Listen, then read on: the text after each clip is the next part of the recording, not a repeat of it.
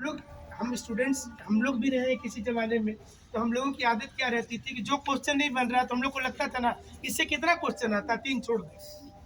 ये मैथ नहीं जानते तो छोड़ देंगे। तो ऐसे छोड़ते-छोड़ते तो सारा गेंद छोड़ दीजिएगा तो रन किसमें बनाएंगे? तो इसलिए आपको एक टारगेट बनाना है और वो टारगेट में एक मतलब पॉजिटिविटी हो कि जैसे करंट अफेयर्स एक दिन में क्विज होना चाहिए जिसमें आपको बोल दिया गया कि आप पढ़ करके आओ। भले हम आपसे पैसा चार्ज नहीं कर रहे, हमारी ये योजना है कि आप सटीक रूप से क्वालिफाई कर जाइए, मतलब आप जब मेहनत कर रहे हैं तो उस मेहनत का आपको रिजल्ट मिलना चाहिए। अब आप सोचिए नहीं तो आप लोग का जो एज ग्रुप में आप लोग आए हैं, तो आप देखिएगा अभी माँ पिताजी आपको पैसा से सपोर्ट नहीं करेंगे और 1 साल के बाद थोड़ा पैसा देंगे आपको। लेकिन जब आप इंटर में थे, मैट्रिक में थे, उस समय देखिएगा बहुत सपोर्ट मिलता। तो आपको अब कुछ करना है और कैसे करिएगा, तो उसके लिए एकदम ज़रूरी है कि एनसीईआरटी पढ़ें और एनसीईआरटी पढ़िएगा तो आप जेएसएससी छोड़ दीजिए, जेपीएससी को निकालिए। कितना भी सेटिंग होगा 50% तो लेगा ना जेन्युइन आदमी को। कोई एग्जाम इंडिया में ऐसा नहीं है कि जिसमें 100 का 100% सेटिंग, 30% सेटिंग करेंगे और वो हमेशा रहेगा। इसको आप कितनों आंदोलन कर लीजिए तो कैसे करिएगा? कोई मान लीजिए कि चेहरे में नहीं का कोई भाई रहेगा तो क्या कर लीजिएगा? ये एक बार आया था कि जेपीएससी का जो क्लर्क लोग क्वेश्चन रखा था वही लोग एग्जाम लिखा, तो उसको तो क्वेश्चन पता होगा ना, तो ऐसा 5-10 लोग रहता है। तो आपका मेरिट से भी होता है, एकदम गलत बात है कि सारा सेटिंग है। कोई भी बोलता है तो आपको दिग्भ्रमित कर रहा है।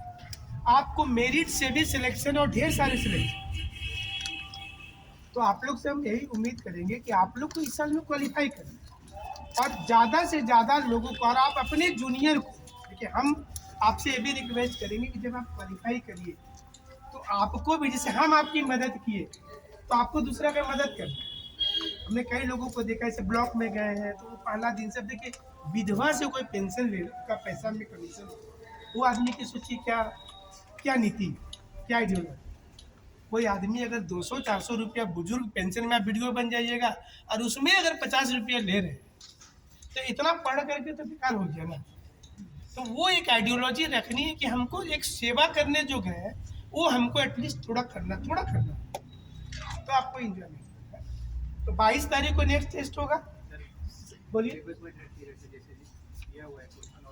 नहीं, इस बार जो होगा ना तो हर चैप्टर इसी चीज के लिए आप लोग को बुलाए कि जैसे हिस्ट्री में अगर सब मिलाकर के सोचिए कि 17 चैप्टर है तो उसमें 17 क्वेश्चन चैप्टर वाइज रहे, एक एक क्वेश्चन। ज्योग्राफी से एक एक क्वेश्चन, झारखंड के हर चैप्टर से एक एक क्वेश्चन रहेंगे।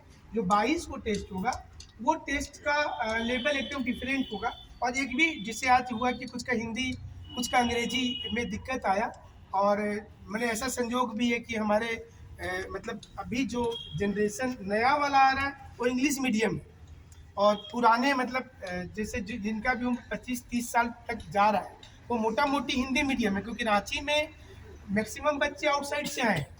जो यहाँ का ओरिजिनल बच्चा होगा वो इंग्लिश मीडियम, जो इंग्लिश स्कूल ज़्यादा है यहाँ से।